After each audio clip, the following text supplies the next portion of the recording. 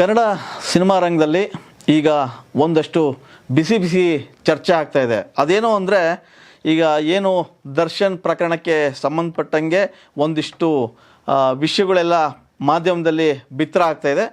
ಅದು ಕುರಿತಂತೆ ಗಾಂಧಿನಗರದಲ್ಲೂ ಕೂಡ ಈ ವಿಚಾರ ಸಾಕಷ್ಟು ಚರ್ಚೆ ಆಗ್ತಾಯಿದೆ. ಅಂದರೆ ಈ ಪ್ರಕರಣ ಕುರಿತಂತೆ ಚರ್ಚೆ ಆಗ್ತಾ ಇಲ್ಲ, ಡಿ ಬಾಸ್ ಕುರಿತಂತೆ, ಈ ಪ್ರಕರಣ ಕುರಿತಂತೆ ಒಂದು ಸಿನಿಮಾ ಮಾಡುವ ಕುರಿತಾಗಿ ಚರ್ಚೆ ಆಗಿರುವಂಥದ್ದು. ಎಸ್, ಈಗ ಆಲ್ರೆಡಿ ನೀವು ಮಾಧ್ಯಮದಲ್ಲಿ ನೋಡಿರ್ತೀರಿ, ಡಿ ಕಿಲ್ಲರ್, ಡಿ ಗ್ಯಾಂಗ್ ಮತ್ತು ಡಿ ಕಿಲ್ಲರ್ ಸ್ಟಾರ್ ಈ ಥರದ ಟೈಟಲ್ ಮೇಲೆ ಸುದ್ದಿಗಳು ಬಿತ್ತರ ಆಗ್ತಾಯಿದೆ, ಪ್ರಸಾರ ಆಗ್ತಾಯಿದೆ. ಸೊ ಈ ಹಿನ್ನೆಲೆಯಲ್ಲಿ ಈ ಟೈಟಲ್ ಇಟ್ಕೊಂಡು ಒಂದು ಸಿನಿಮಾ ಮಾಡಬೇಕು ಅನ್ನೋ ಒಂದು ತಂಡ ಈಗಾಗಲೇ ಮುಂಚೂಣಿಯಲ್ಲಿ ಕೆಲಸ ಮಾಡ್ತಾ ಇದೆ. ಅದಕ್ಕೆ ಸಂಬಂಧಪಟ್ಟದಂತೆ ಮಾಹಿತಿಯನ್ನು ಕಲೆ ಆಗ್ತಾ ಇದೆ. ಯಾಕೆ ಈ ಸುದ್ದಿ ಇಷ್ಟೊಂದು ದೊಡ್ಡದಾಗಿ ಆಗ್ತಾ ಇದೆ ಅಂತಂದರೆ, ಅಂದರೆ ಸಿನಿಮಾ ಆಗಬಹುದೇ ಅನ್ನೋ ಒಂದು ಅನುಮಾನಗಳು ಅಥವಾ ಮಾತುಗಳು ಕೇಳಿ ಬರ್ತಾ ಇದ್ದಾವೆ ಅಂತಂದರೆ, ಈಗಾಗಲೇ ನಿಮಗೆ ಗೊತ್ತಿರುವಂತೆ ಹಿಂದೆ ಯಾವ್ಯಾವ ಪ್ರಕರಣಗಳಾಗಿದ್ವು ಆ ಪ್ರಕರಣಕ್ಕೆ ಸಂಬಂಧಪಟ್ಟಂತೆ ಗಾಂಧಿನಗರದ ಒಂದಿಷ್ಟು ಟೈಟ್ಲ್ಗಳು ಓಡಾಡತೊಡಗಿದ್ವು. ಅಂದರೆ ಹಿಂದೆ ಒಂದಿಷ್ಟು ಪ್ರಕರಣಗಳಾಗಿದ್ವು. ಡ್ರಗ್ಸ್ ಕೇಸ್ ಬಂತು, ಅವಾಗ ಒಂದು ಸಿನಿಮಾ ಟೈಟಲ್ ಹೊರಗೆ ಬಂತು.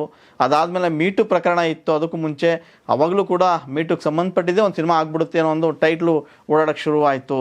ಸೊ ಈಗ ಏನು ದರ್ಶನ್ ಅವರ ಈ ಹತ್ಯೆ ಪ್ರಕರಣ ಏನಿದೆ ಅದಕ್ಕೆ ಸಂಬಂಧಪಟ್ಟಂಗೆ ಏನು ಟೈಟಲ್ಲೇ ಹೇಳುವಂತೆ, ಅಂದರೆ ಈ ಪತ್ರಿಕೆಗಳಲ್ಲಾಗಲಿ ಅಥವಾ ಮಾಧ್ಯಮದಲ್ಲಾಗಲಿ ಟೈಟಲ್ಲು ಹೊರಗಡೆ ಬರ್ತಾ ಇದೆ.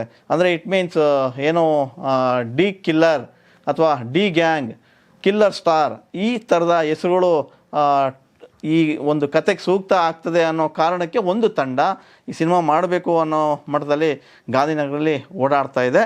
ಸೊ ಇದಷ್ಟೇ ಅಲ್ಲ, ಇದಕ್ಕೆ ಪುಷ್ಟಿ ನೀಡುವಂತೆ ಏನು ಭಾರತೀಯ ಚಿತ್ರರಂಗದಲ್ಲಿ ರಾಮ್ ಗೋಪಾಲ್ ವರ್ಮಾ ಏನಿದ್ರು, ಆ ರಾಮ್ ಗೋಪಾಲ್ ವರ್ಮಾ ಈಗ ಒಂದು ಸಂದರ್ಶನ ನೀಡಿದ್ದಾರೆ. ಅಂದರೆ ಆಂಧ್ರದ ಒಂದು ಚಾನಲಲ್ಲಿ ಸಂದರ್ಶನ ಕೊಟ್ಟಿದ್ದಾರೆ. ಸಂದರ್ಶನ ಸಂಪೂರ್ಣವಾಗಿ ಈ ಪ್ರಕರಣದ ಕುರಿತಂತೆ ಇರುವಂತಹ ಸಂದರ್ಶನ. ಅಂದರೆ ದರ್ಶನ್ ಪ್ರಕರಣದ ಕುರಿತಾಗಿ ಅವರು ಮಾತಾಡಿದ್ದಾರೆ.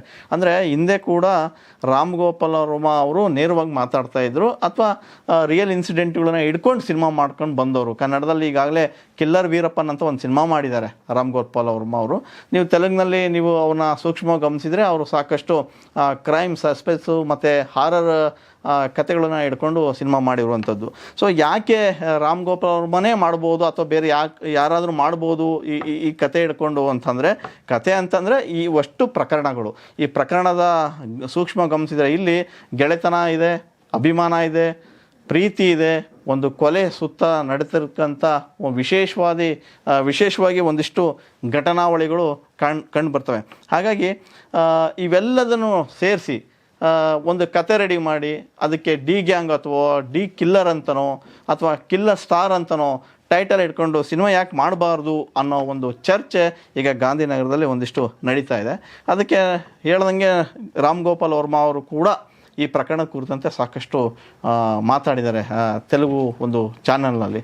ಸೊ ಹಾಗಾಗಿ ಈ ಪ್ರಕರಣ ಒಂದು ಸಿನಿಮಾ ಆಗ್ಬೋದು ಅನ್ನೋ ಒಂದು ಅನುಮಾನ ಅಥವಾ ಮಾತುಗಳು ಸಾಕಷ್ಟು ಕೇಳಿ ಬರ್ತೈತೆ. ಏನೋ ಗೊತ್ತಿಲ್ಲ, ಹಿಂದೆ ಕೂಡ ಅಷ್ಟೇ ಯಾವುದೇ ಒಂದು ಈ ರೀತಿಯಾದಂಥ ಘಟನೆಗಳು ಅಥವಾ ಪ್ರಕರಣಗಳು ನಡೆದ್ರೆ ಕನ್ನಡ ಚಿತ್ರರಂಗದಲ್ಲಿ ಒಂದಷ್ಟು ಟೈಟಲ್ಗಳು ರಿಜಿಸ್ಟರ್ ಆಗ್ತಾಯಿದ್ವು, ಅವು ಓಡಾಡ್ತಾಯಿದ್ವು. ಸಿನಿಮಾ ಆಗುತ್ತೋ ಬಿಡುತ್ತೋ ಸೆಕೆಂಡ್ರಿ, ಆದರೆ ಈ ರೀತಿಯ ಚರ್ಚೆಗಳು ಸಾಕಷ್ಟು ನಡೀತಾ ಇದ್ವು. ಸೊ ಅದೇ ರೀತಿಯಾದಂಥ ಚರ್ಚೆ ಈಗ ಗಾಂಧಿನಗರದಲ್ಲಿ ಓಡಾಡ್ತಾಯಿದೆ. ಗಾಂಧಿನಗರ ಅಷ್ಟೇ ಅಲ್ಲ, ಇದಕ್ಕೆ ಸಂಬಂಧಪಟ್ಟಂಗೆ ರಾಮ್ ಗೋಪಾಲ್ ವರ್ಮಾ ಮಾತಾಡಿರೋದ್ರಿಂದ ಅದಕ್ಕೆ ಇನ್ನಷ್ಟು ಹೆಚ್ಚಿನ ಮಹತ್ವ ಸಿಗ್ತಾ ಇದೆ.